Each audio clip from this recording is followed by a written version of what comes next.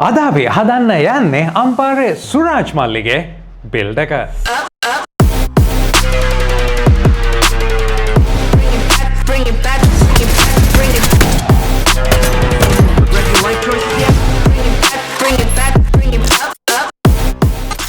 සාදරයෙන් පිළිගන්නවා තවත් ඉන්ට්‍රස්ටිං වීඩියෝ එකකට. ඉතින් අද වීඩියෝ එක ටිකක් වෙනස් විදිහට මීට ටික කාලෙකින් කරපු විදිහට ෆුල් වෝක් ත්‍රූ එකක් තමයි අපි කරන්න යන්නේ. ඒ කියන්නේ හැම පාර්ට් එකක්ම ඕගොල්ලොන්ට මොන විදිහටද assemble එක වෙන්නේ කියලා කතා කරන ගමන් හදන්න. ඉතින් පළවෙනියටම බිල්ඩ් එකට යන්න කලින් පාර්ට්ස් ගැන කතා කරන්න කලින් මෙතනදී කියන්න දෙයක් තියෙනවා. ඔයාගේ අලුත්ම ලැප්ටොප් එකට ඩෙස්ක්ටොප් එකට genuine Windows activate කරගන්න යන්න ඕනේ එකම තැන තමයි cdkeyoffer.com එක. මෙතනට ගිහිල්ලා ඔයාගේ Google එහෙම නැත්නම් Facebook account හරහා කොහොම පහසුවෙන් log වෙලා ඔයාට අවශ්‍ය කරන product එක තෝරලා CK2.0 කියන promo code එක දාන්න අමතක කරන්න එපා.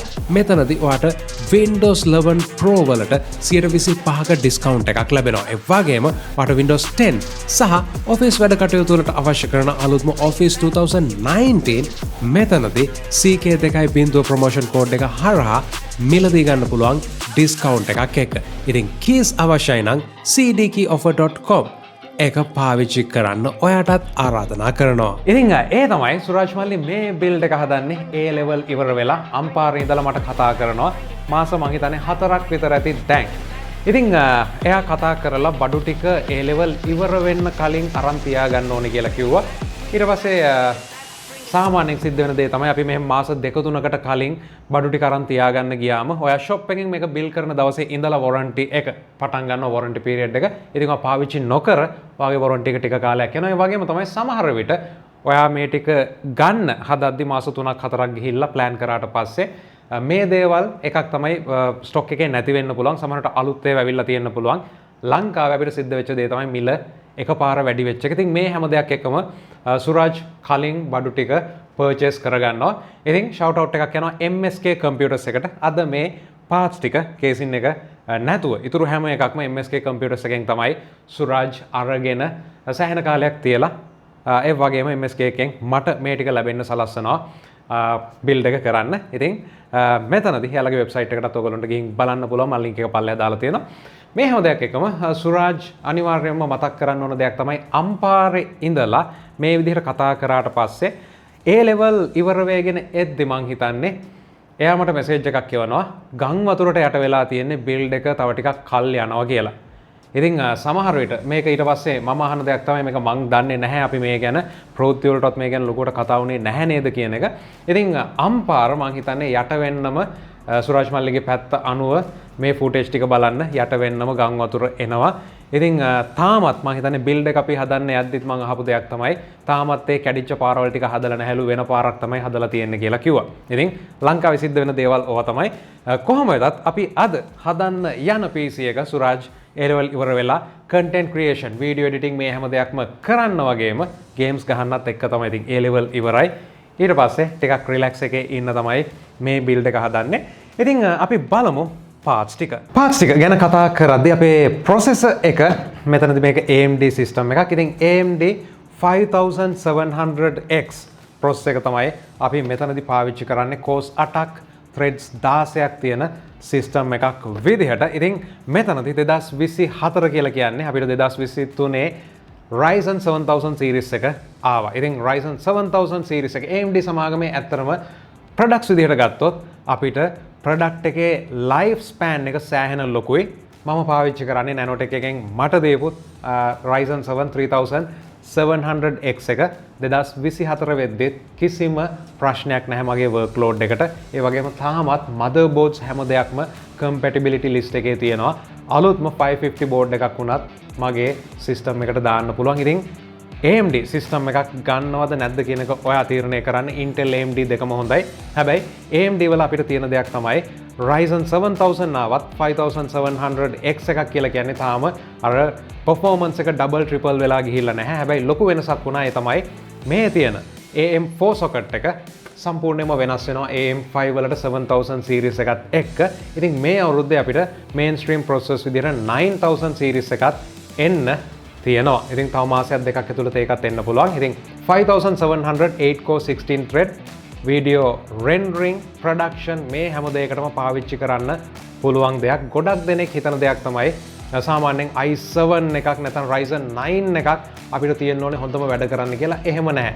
අපිට මේ වගේ 8 core කියලා කියන්නේ මීට අවුරුදු 10කට විතර කලින් අපි ගත්ත i7 4 core වගේ දේවල් එක්ක බලපුවාම power to performance මේ හැම දෙයක් එක්කම production studio එකක වැඩ කරගන්න පුළුවන් processor එකක්. ඉතින් මේ processor එකත් එක්ක අපිට යන motherboard එක තමයි මෙන්න මේ තියෙන්නේ MSI B550M Pro motherboard එක. ඉතින් MSI range එකේ මේ motherboards අවිලා entry level කියලා කියන්න පුළුවන්. හැබැයි මෙතනදී අපිට ගොඩක් හොඳ balance solution එකක් තියෙනවා. නමුත් මේ board එකට යන්න ප්‍රධානම හේතුව තමයි මාකට් එකේ මේ වෙනකොට 2024 අප්‍රේල් මාසෙ වෙද්දී අපිට price එකත් එක්ක ගත්තම හොඳ solution එකක් මේ වෙනකොට stock වල නැහැ. ඉතින් ඒක සිද්ධ වෙලා තියෙනවා මේ වෙනකොට අපි බැලුවොත් සාමාන්‍යයෙන් 5000 series එකේ AMD Ryzen වලට හොඳ option එකක් රුපියල් 60000 වගේ gap එක තුල නැති වෙන එක ටිකක් පාඩුවක් කියලා කියන්න පුළුවන්. හැබැයි MSI සමාගමේ මේ තියෙන 550 Pro එකෙන් අපිට හොඳ වැඩක් ගන්න පුළුවන්. අපි බලමු performance කොහොමද විශේෂයෙන්ම heavy load එක යටතේ මේක VRM එහෙම perform කරන්නේ කොහොමද කියන එක අපි බලමු. boost clock එක මොන විදිහටද එන්නේ, ඒ වගේම multi core performance වලට ගියාම කොහොමද perform කරන්න කියලා ඒකත් අපිට බලා ගන්න පුළුවන්. ඉතින් මේ දේවල් එක්ක RAM එක විදිහට තෝරගෙන තියෙනවා 16GB RAM එකක්, RAM kit එකක්. මෙතනදී Corsair Vengeance 8GB stick දෙකක් විදිහට තමයි මේක තියෙන්නේ. ඉතින් මෙතනදී කියන්න අවශ්‍ය දෙයක් තමයි අපිට සාමාන්‍යයෙන් දැන් shop එකේ තියෙනවා නම් 8GB sticks දෙකක් එකම batch එකෙන් ගත්තට කිසිම ප්‍රශ්නයක් නැහැ. හැබැයි ඕගොල්ලෝ මේවා මේ විදිහට ගන්නවා නම් ඊට පස්සේ අප්ග්‍රේඩ් කරනවා නම් තව ස්ටික් එකක් මේකෙන්ම කිට් එකක් ගන්න එක ගොඩක් හොඳයි කම්පැටිබිලිටි වලට. එහෙම කියලා මේක ලොකු ඉෂුව එකක් නැහැ. මම පාවිච්චි කරන්නේ අවස්ථා දෙකකදී ගත්ත 8GB sticks 4ක්. ඉතින් කිසිම ප්‍රශ්නයක් නැහැ. මට 32GB RAM වෙද්දී XMPත් on කරලා එහෙම නැත්නම් DOCP on කරලා ඒ ටික වැඩ කරනවා. හැබැයි සමහර වෙලාවල් තියෙනවා මේක කම්පැටිබිලිටි එක්ක ඔයගොල්ලෝ XMP එහෙම නැත්නම් DOCP on කරාට පස්සේ මේවා හරියට වැඩ කරන්නේ නැති වෙන. ඉතින් ඒ ප්‍රශ්නේ තියෙනවා. ඒ නිසා RAMs ගන්නකොට පුළුවන් නම් මේ විදිහේ kit ගන්න. එහෙම නැත්නම් එකම batch එකෙන් එකපාර shop එකේ තියෙන single sticks වලින් ගත්තත් ප්‍රශ්නයක් නැහැ. මේ දේවල් එක්ක ස්ටෝරේජ් එක වෙන්නේ AdLink brand එකේ 1TB NVMe එකක්. ඉතින් NVMe එක ගැන කතා කරද්දී ගොඩක් රත් වෙනවා. ඉතින් එහෙම රත් වෙද්දී අපි motherboard එකේ අනිවාර්යයෙන්ම බලන්න ඕනේ. ඕගොල්ලන්ට පේනවා ඇති NVMe එකක් පාවිච්චි කරනවා නම් මෙන්න මෙතන heat sink එකක් දාලා තියෙනවා primary drive එකට.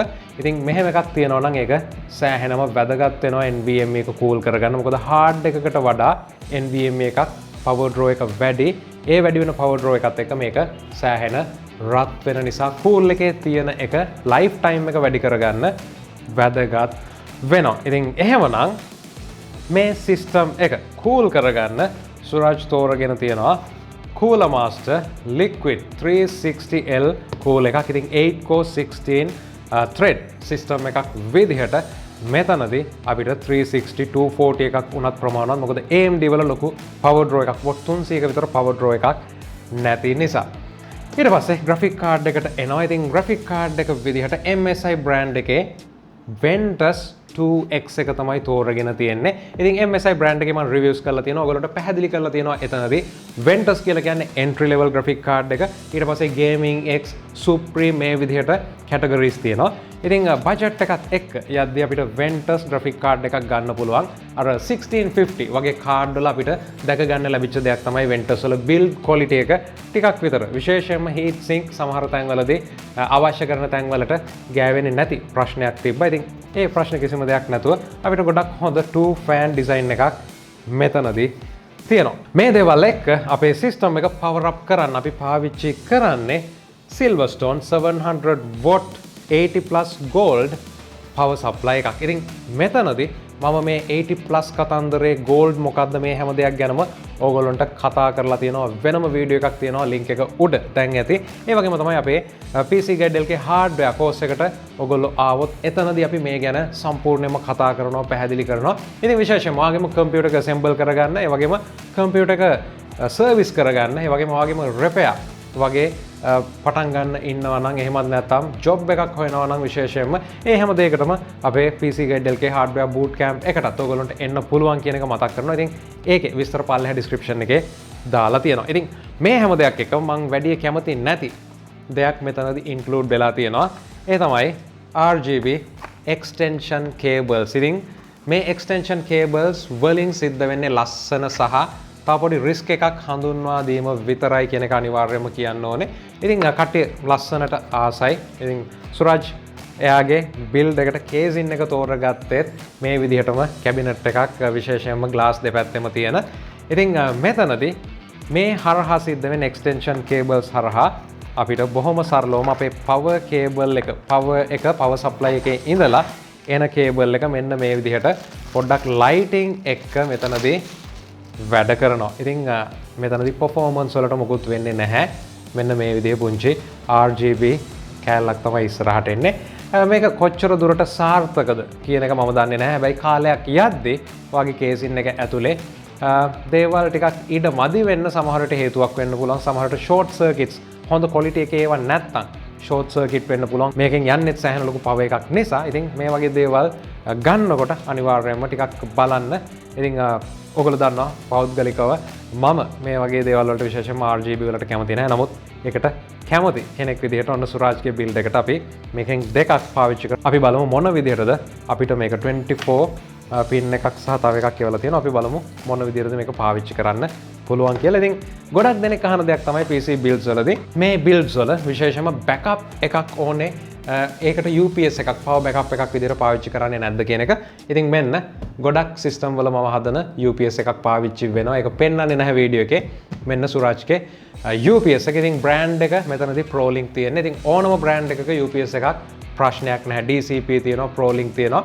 මෙතනදී ඔයගොල්ලෝ ගන්න අවශ්‍ය වෙන්නේ ඔයාගේ සිස්ටම් එක ෆුල් ලෝඩ් එකේ වැඩ කරන ගමන් අපි හිතමු ගේම් එකක් ගහන ගමන් ඔයාට පවර් කට් එකක් වුණොත් ඒකට ඔරොත්තු දෙන විදිහේ පවර් සප්ලයි එකක්. ඉතින් මෙතනදී පාවිච්චි වෙන හැමදේම ගත්තොත් ග්‍රැෆික් කාඩ් එක, ප්‍රොසෙසර් එක, ඒ වගේම කූල් එකට යන පවර් ඩ්‍රෝ එක මේ හැම දෙයක්ම අපිට සාමාන්‍යයෙන් 600 VA UPS එකක් ප්‍රමාණවත් වෙන්නේ නැහැ. ඉතින් ඒ නිසා 1.2 kVA UPS එකකට යන එක වැදගත් වෙනවා. ඉතින් UPS එකක් තෝරගද්දි online offline UPS මොනවාද මේ හැම දෙයක් ගැනවත් මම කතා කරලා තියෙනවා. ඔයගොල්ලන්ට පුළුවන් ඒ වීඩියෝ එකත් උඩ link කරලා තියෙනවා. ගිහින් බලන්න. ඉතින් මේ parts හැම එකක් එක්කම ඔන්න සුරාජ්ගේ ඊළඟ දේ තමයි fans. ඉතින් කේසින් එකේ fans 7ක් දාන්න පුළුවන්. fans 10ක් මම හිතන්නේ 10ම 7ක් එයා අරගෙන තියෙනවා. ඉතින් aesthetics ඒ කියන්නේ ලස්සනට තියාගන්නත් කැමති. අපි බලමු ටිකක් දම් රජන වගේ effect එකක් දාන්න පුළුවන්ද කියලා මේ දේවල් එක්ක. ඉතින් ඒ හැම දෙයක් එක්කම සුරාජ්ගේ කේසින් එක වෙන්නේ මෙන්න මේ කේසින් එක Ruix Pro Max කියන කේසින් එක. මම හිතන්නේ Chinese brand එක. ඉතින් එහෙනම් ඔය ටික තමයි parts වෙන්නේ. අපි build එකට යමු. හරි, ඉතින් අපි පළවෙනියටම කේසින් එකෙන්ම පටන් ගමු. මටත් පොඩ්ඩක් බලා ගන්න ඕනේ කේසින් එක කොහොමද කියලා. ඉතින් කේසින් එකේ පොඩි කතාවක් තියෙනවා. සුරාජ් අම්පාරේ ඉඳලා කේසින් එක ඕඩර් කරලා ඊට පස්සේ අපිට මේක ගෙන්න ගන්න ඕන වුණා. ඉතින් ඒ ගෙන්න ගන්න ඕන වුණාට පස්සේ පොඩි දේවල් ටිකක් මම හිතනවා ඒක වීඩියෝ එකේ කියන්න අවශ්‍ය නැහැ කියලා. අර පික්මි එකක් දාලා ගෙන්න ගන්නත් ප්‍රශ්න ටිකක් වුණා. ඉතින් එහෙම ඕනේ නැහැ මේ MSK කම්පියුටර්ස් ගැන නෙවෙයි කියන්නේ. ඉතින් කේසින් එක හොඳයි වගේ බිල්ඩ් ක්වොලිටි එක. මේකේ ප්‍රයිස් පොයින්ට් එකත් එක්ක වයිට් කේසින් එකක් බර නැහැ. කේසින් එකක් බර නොවන තාක්කල් ඒක සෑහෙනම හොඳයි කියන එක අනිවාර්යයෙන්ම කියන්න ඕනේ. ඉතින් බර නොවෙන්න හේතුවත් බලා ගන්න පුළුවන්. සෑහෙන තුනී ග්ලාස් එකක් හරි පර්ස්පෙක්ට් ෂීට් එකක් හරි තියෙන්නේ. ඒක ගැටලුවක් නැහැ. මොකද අපිට බුලට්ස් නවත්තන්න ඕනේ නැහැ මේකත් එක්ක. කේසින් එක ලොකුයි.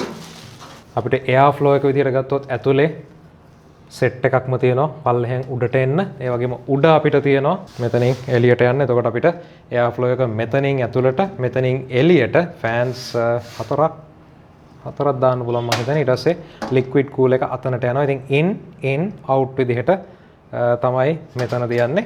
ඒ වගේම කේසින් එක මේ පැත්තෙන් අපිට පවර් සප්ලයි එක දාගන්න මෙතන පවර් සප්ලයි එක. ඒ වගේම හાર્ඩ් වලට කම්පාර්ට්මන්ට් එක තියෙනවා. ඉතින් අපි ටක් ගාලා පවර් සප්ලයි එක මවුන්ට් කරලා මේකේ වැඩේ ඉවර කරමු.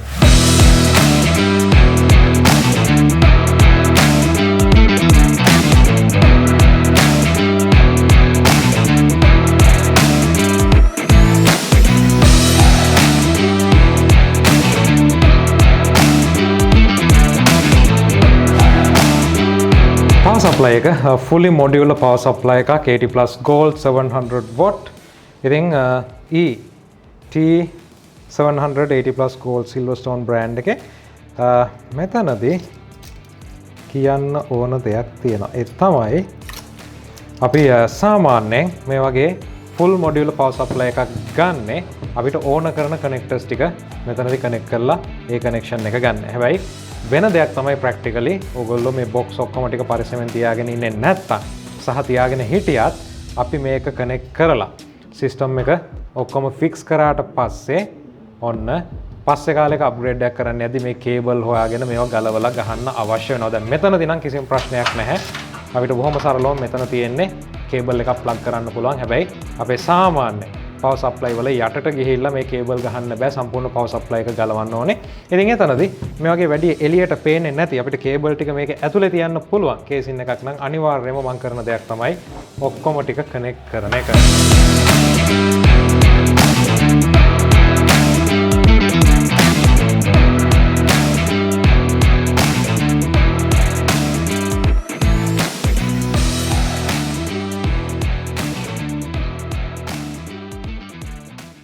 හරි එහෙනම් අපි මේන් කම්පොනන්ට්ස් ටික බිල්ඩ් කරමු. ඉතින් පළවෙනියට කේසින් එක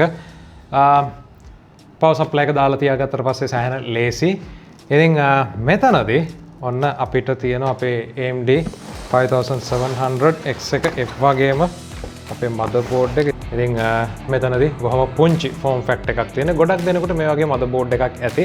අර full ATX එකකට යන්න අත්‍යවශ්‍ය වෙන විශේෂම high end board එකක් නම් අනිවාර්යයෙන්ම full ATX එන්නේ. නමුත් M-ATX board එකක් ගොඩක් දෙනෙකුට ප්‍රමාණවත්. මොකද අපි එක graphic card එකක් පාවිච්චි කරන්නේ බොහෝ දුරට expansion cards පාවිච්චි වෙන්නේ නැහැ. ඉතින් ඒ හැම දෙයක් එක්කම ගත්තොත් මේ වගේ board එකක් හොඳටම ප්‍රමාණවත්. ඒ වගේම තමයි පුළුවන් තරම් motherboard එකක් handle කරද්දී ඔයගොල්ලෝ මේකේ තියෙන මේ pins එහෙම නැත්නම් ඇතුලේ කොටස් වලින් අල්ලන්නේ නැතුව handle කරනවා නම් ගොඩක් හොඳයි. ඉතින් පිටිපස්සෙත් මම මේකේ අත තියාගෙන ඉන්නේ මෙන්න මෙතනට. ඉතින් ඒ නිසා එහෙම හැන්ඩල් කරන්න පුළුවන් නම් වඩාත් හොඳයි. ලොකු ප්‍රශ්නයක් නැහැ. හැබැයි ඔයගොල්ලෝ දන්නවා ස්ටැටික් ඉලෙක්ට්‍රිසිටි එක ගැන. ඉතින් ඒ වගේ දේවල් බිල්ඩ් අප් වුණොත් දීර්ඝකාලීනව ප්‍රශ්න වෙන්න පුළුවන්. ඉතින් ඒ වගේ දේවල් වලට ඒ වගේම තමයි මම රිස්ට් බෑන්ඩ් එකක් මෙතනදී පාවිච්චි කරන්නේ නැහැ. ඉතින් බොහොම ලේසියෙන් මට පුළුවන් මගේ PC එක මේ වෙනකොට wall outlet එකට කනෙක්ට් කරලා power එකේ තියෙන්නේ. ඉතින් එතකොට මට පුළුවන් බොහොම සරලව මගේ කේසින් එක ඇල්ලුවට පස්සේ ග්‍රවුන්ඩ් වෙන්න. ඉතින් ඒ වගේ දෙයක් අපිට කරගන්නත් පුළුවන්. right එහෙනම් අපි අපේ processor එක mount කරගන්න අවශ්‍යයි. ඉතින් පළවෙනියටම අපිට තියෙනවා අපේ AM4 socket එක. මේක අපි unlock කරගන්න ඕනේ. මේ unlock කරගත්තට පස්සේ ඕගොල්ලන්ට පේනවා ඇති socket එකේ අපිට පුංචි mark එකක් මෙතන දාලා තියෙනවා. ඉතින් ඒකට අපි මෙන්න මේ processor එක හරියටම ප්ලේස් කරගන්න ඕනේ. ඉතින් මෙතනදී අපි මේ processor එක බැලුවොත් ඕගොල්ලන්ට පේනවා ඇති පුංචි මාකින් එකක් තියෙනවා මෙතන. ට්‍රයැන්ගල් එකක් වගේ අනිත් පැන්වල ඒක නැහැ. ඉතින් ඒක හරියට මෙන්න මේ ස්පෙෂල් මාකින් එකට දාගන්න පුළුවන්. එහෙම නැත්තම් වරදිනවා කියලා හිතනවා නම් ඕගොල්ලන්ට මේක මෙන්න මේ වගේ හරියටම තියාගත්තට පස්සේ නිකන්ම යන්නේ නැත්තම් තද කරන්න යන්න එපා. ඉතින් මේ තමයි අන්තිම පරම්පරාව Ryzen වල AMD වලත් මේ විදිහට පින් එක මෙතන එන. ඉතින් ඒක අපිට බොහොම පරිස්සමෙන් මෙන්න මේ විදිහට දාගන්න පුළුවන්. ඔයගොල්ලන්ට පේනවා ඇති කිසිම ලොකු එෆර්ට් එකක් නැතුව මේක සම්පූර්ණයෙන්ම ඇතුළට යනවා. ඉතින් ඊට පස්සේ අපිට පුළුවන් මෙන්න මේ socket එක මෙන්න මේ විදිහට secure කරගන්න. දැන් මේක එළියට ගන්න බෑ. ඉතින් ඔය විදිහට බොහොම සරලවම අපිට මේක mount කරගන්න පුළුවන්. ඒ mount කරාට පස්සේ පොඩි inspection එකක් දැම්මොත් ඔයාලට බලා ගන්න පුළුවන් වටේ gaps නැත්නම් මේක හරියටම connect වෙලා තියෙනවා කියලා අපිට බලා ගන්න පුළුවන්. එහෙනම් අපිට ඊළඟට තියෙනවා අපේ NVMe එක place කරගන්න.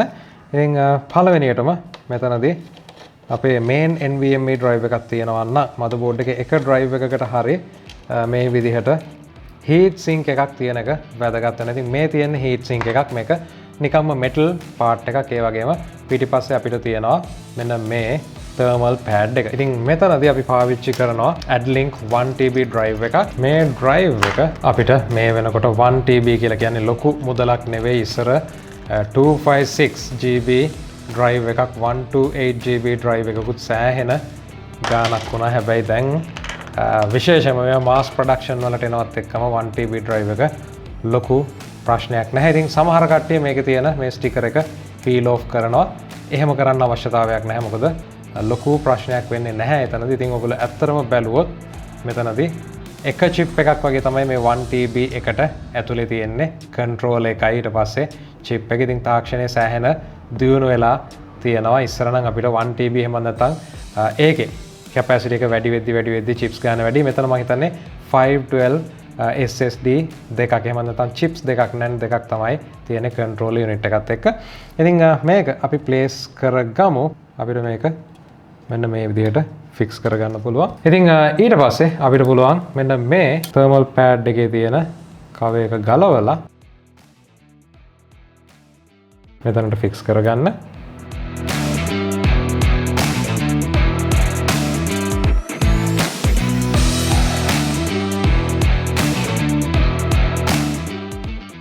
Cooler Master සෑහෙන කාලෙකින් Cooler Master cooler එකක්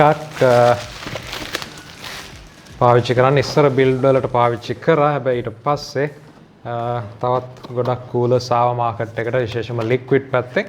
ඉතින් ඉස්සර Cooler Master කියලා කියන්නේ cool එකක් ගත්තොත් Cooler Master තමයි හොඳම වගේ තිබ්බේ ලංකාවේ market එකේ.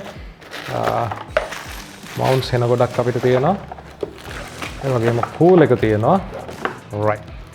ඉතින් මේක අපි බලා ගන්න ඕන දේ තමයි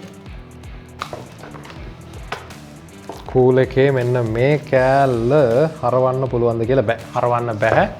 ඉතින් ඒ කියන්නේ අපිට කූල් එක මවුන්ට් කරන්න පුළුවන් එක්ක මේ පැත්තට RAM එක තියෙන පැත්තට තමයි මේක එන්නේ. එහෙම නැත්නම් නම එහෙම නැත්නම් බ්‍රෑන්ඩින් එක පැත්තකට දාලා ඉවර වෙලා ඕන පැත්තකට වෙන්න කියලා සෙට් කරන්න තියෙන්නේ. ඉතින් අපි බලමු ඒකත් කොහොමද කියලා.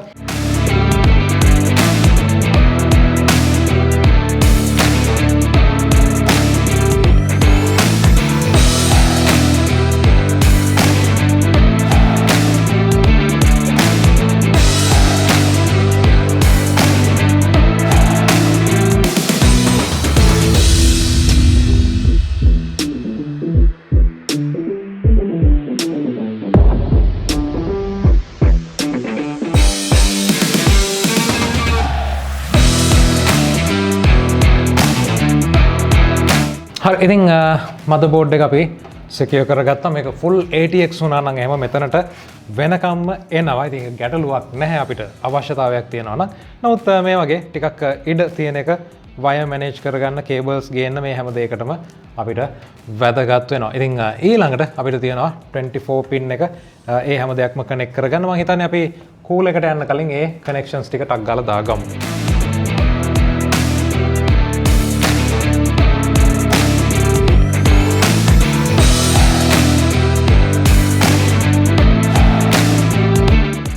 ඉතින් එහෙනම් අපි ඊළඟට යන්න තියෙන කූල් එකට මේ ඔක්කොම ටික අපි ටයිට් විදිහට adjust කරගන්න ඕනේ. right. කූල් එකට යන්න කලින් අපේ light strip ටික අමතක වුණා. මෙතන තියෙනවා graphic card එකට යන connectors ටික 24 pin එක. මේ දෙක අපිට connect කරගන්න වෙනවා. මට ඒක අමතක වුණා. මේක connect වෙනවා මෙතනට. මෙන්න මේ විදිහට. right. ඔයගොල්ලන්ට පෙරදී පුංචි connect එකක් තියෙනවා. ඉතින් මේ කනෙක්ට් එක දීලා ඊට පස්සේ ඒක ARGB head එකකට. ඉතින් ලස්සනයි. හැබැයි අත්‍යවශ්‍ය දෙයක් නෙවෙයි කියන එක අනිවාර්යයෙන්ම මතක් කරන්න ඕනේ. ඉතින් ඒක ඔයාලගේ personal preferences කැමති නම් පාවිච්චි කරන්න කිසිම ගැටලුවක් නැහැ. right. ඉතින් අපි මේක කනෙක්ට් කරගමු. අපිට පේන ටිකට මේක ගන්න පුළුවන් මෙහෙම. ඒ වගේම මෙතන පොඩි guides ටිකක් තියෙනවා. කූල් එක මවුන්ට් කරගන්න. ඉතින් පළවෙනිට අපිට තියෙන්නේ thermal paste එක.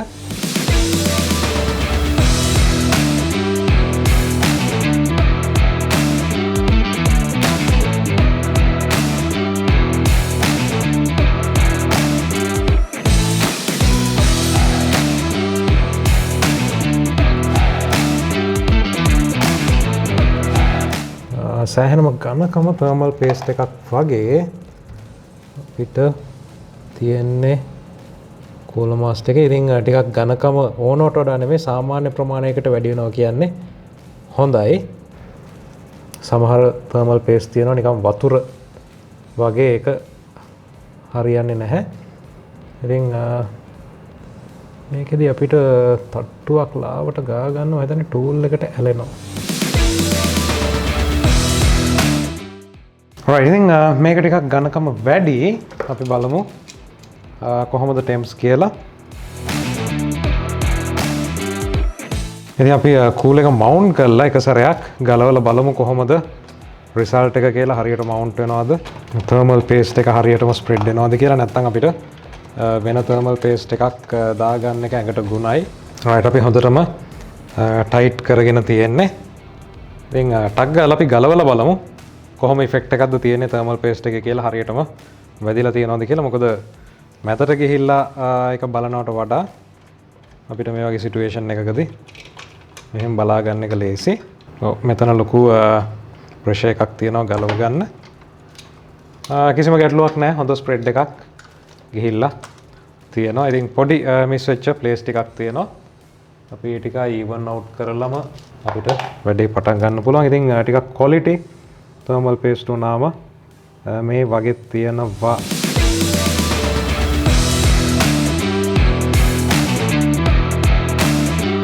ඊට පස්සේ අපිට තියෙනවා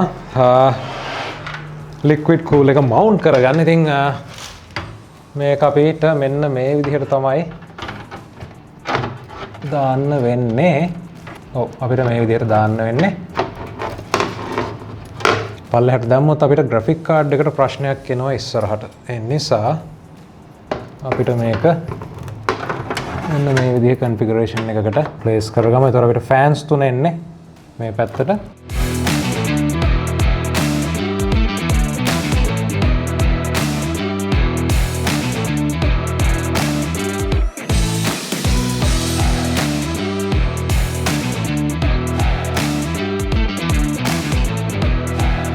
එහෙනම් අපි කූල් එක මවුන්ට් කරගමු.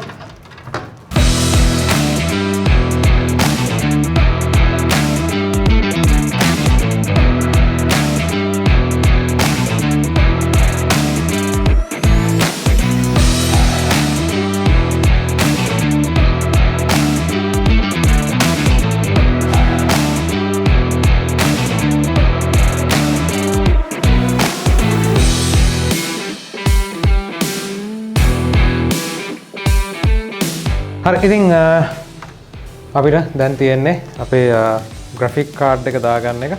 කාඩ් එක බොහොම සිම්පල්.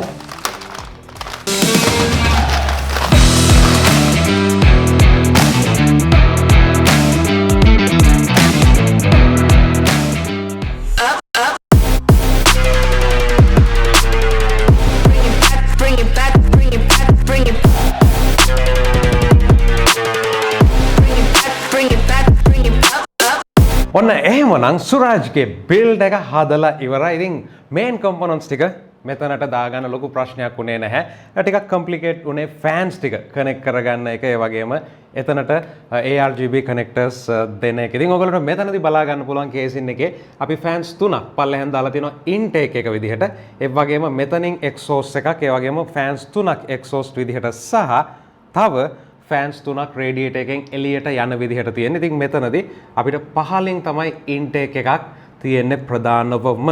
ඉතින් එතනදී ඔයගොල්ලන්ට ප්‍රශ්නයක් එන්න පුළුවන් මේ තියෙන ෆෑන්ස් තුනෙනුත් එළියට, පිටිපස්සෙනුත් එළියට, ඒ වගේම රේඩියේටර් එකෙනුත් එළියට යන නිසා මෙතනදී ප්‍රශ්නයක් තියෙද කියලා. ඉතින් ඒකට අපි performance වලදී comparison එක බලමු. සම්පූර්ණයෙන්ම කේසින් එක වහලා සහ කේසින් එක ඇරලා ටෙස්ට් දෙකක් කරා බ්ලෙන්ඩර් වලදී ටෙම්ප් එක මොන විදිහටද අපිට වෙනස් වෙනවද නැද්ද කියන එක. ඉතින් එහෙමනම් අපි යමු performance වලට. පළවෙනි ටෙස්ට් එක කේසින් එකේ සයිඩ් පැනල් එක ක්ලෝස් සහ ඕපන් විදිහට තමයි අපි අරගෙන තියෙන්නේ. ඉතින් මෙතනදී ඔයගොල්ලන්ට බලා ගන්න පුළුවන් හાર્ඩ්වෙයාර් මොනිටර් එක දකුණු පැත්තේ සහ වම් පැත්තේ තියෙනවා. දකුණු පැත්තේ හાર્ඩ්වෙයාර් මොනිටර් එකෙන් අපිට කියන්නේ කේස් එක ඕපන් කරලා තියෙද්දි එන ටෙම්ප් රීඩින්ග්ස් කොහොමද කියන එක. වම් පැත්තේ අපිට තියෙන්නේ මේක වහලා තියෙද්දි කේසින් එක වහලා තියෙද්දි සයිඩ් පැනල් එක එන ටෙම්ප්ස් කොහොමද කියලා. ඉතින් මෙතනදී අපිට බොහොම සරලවම බලා ගන්න පුළුවන් දේවල් කීපයක් තියෙනවා. පළවෙනි දේ තමයි අපි දකුණු පැත්තේ තියෙන රීඩින් එක අරගෙන තියෙන්නේ මෙතනදී පාන්දර 12 මාරට විතර. කියන්නේ එක කිට්ටු වෙන්න. ඒ වගේම දෙවෙනි රීඩින් එක අපි අරගෙන තියෙන්නේ උදේ 9ට විතර. ඉතින් පුංචි බ්‍රේක් එකකට පස්සේ තමයි මේ රීඩින්ග්ස් දෙක අරගෙන තියෙන්නේ එක ළඟ නෙවෙයි. කොහොම වෙතත් අපිට බලා ගන්න පුළුවන් CPU එක 104ක විතර යුටිලයිසේෂන් එකක් තියෙන්නේ මේ අවස්ථා දෙකේදී. මේ වගේම ස්පීඩ් එක ගත්තොත් 3.5 3.7 විදිහට තමයි සාමාන්‍යයෙන් අපිට වාර්තා වෙන්නේ. ඉතින් ටෙම්ස් විදිහට ගත්තොත් මෙතනදී දකුණු පැත්තේ කේසින් එක ඕපන් කරලා තියෙද්දි සෙල්සියස් අංශක 42ක් අපිට බලා ගන්න පුළුවන්. ඒ වගේම තමයි වම් පැත්තේ අපිට බලා ගන්න පුළුවන් කේසින් එක වහලා තියෙද්දි සෙල්සියස් අංශක 46.3ක් සෙල්සියස් අංශක 3ක විතර වෙනසක් මෙතනදී තියෙනවා. ඉතින් මේ දේවල් එක්ක අපි රෙන්ඩරින් එකට ගියාට පස්සේ එහෙම නැත්නම් CPU එක සම්පූර්ණයෙන්ම යුටිලයිස් වෙන්න ගත්තට පස්සේ අපිට බලා ගන්න පුළුවන් මොන විදිහටද මේක වෙනස් වෙන්නේ කියලා. ඔන්න අපිට 51 සෙල්සියස් අංශක ඒ වගේම තව ටිකක් ලෝඩ් එක ඉස්සරහට යද්දී අපිට බලා ගන්න පුළුවන් ඕපන් කරලා තියෙන කේස් එකේ සෙල්සියස් අංශක 56කට යද්දී ක්ලෝස් කරලා තියෙන කේසින් එකේ සෙල්සියස් අංශක 52කට යනවා. ඉතින් අනිවාර්යයෙන්ම ලොකු වෙනසක් වෙන එක අපි ටෙස්ට් කරපු වෙලාවත් එක්කත් වෙනස් වෙනවා කියන එක මතක් කරන්න ඕනේ. හැබැයි කේසින් එක වහලා තියෙද්දී අපිට බලා ගන්න පුළුවන් එයා ෆ්ලෝ එක efficient විදිහට in out එක වැඩ කරද්දී කූලින් එක ගොඩක් කාර්යක්ෂමව සිද්ධ වෙනවා.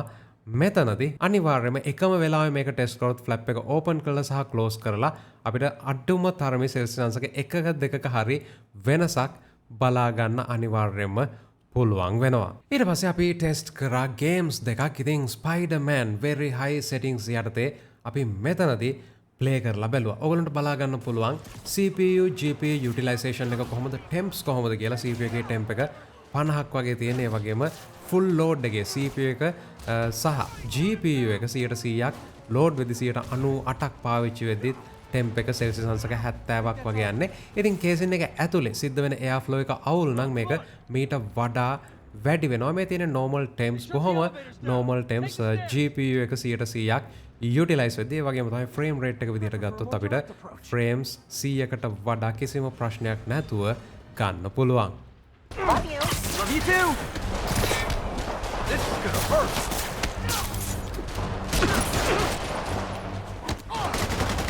Enough talk.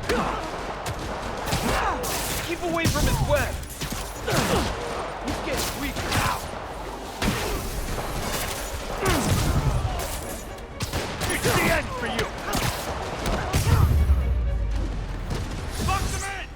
ඊළඟට අපි Far Cry game එක ටෙස්ට් කරා. ඉතින් quality එක ultra විදිහට තමයි මෙතනදී play වෙන්නේ. ආයෙසරක් ඔයගලන්ට බලා ගන්න පුළුවන් CPU utilization එක මෙතනදී කලින් game එකට වඩා අඩුයි. 130ක් විතර තමයි පාවිච්චි වෙන්නේ. හැබැයි GPU එක මෙතනදී 95ක් 98ක් පාවිච්චි වෙනවා. මේ දේවල් එක්ක අපිට Far Cry game එකේදීත් කිසිම ගැටලුවක් නැතුව frame rate එක 100කට වඩා ගන්න පුළුවන්. ඉතින් මේ දෙන්නේ desktop system එකක්.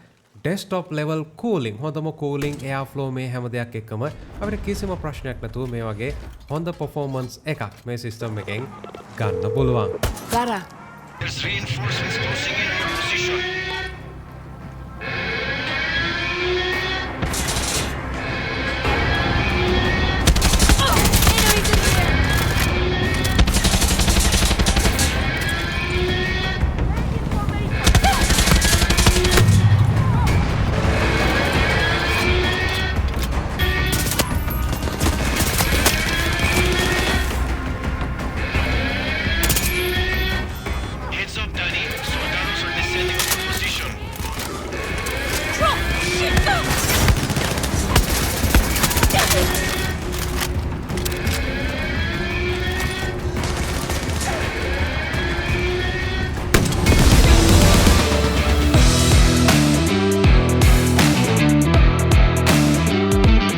ගෙනම සුරාජ් පොඩි ගන්න ලොකු ආසාවක් තිබුණා මේ වගේ PC එකක් බිල්ඩ් කරගන්න.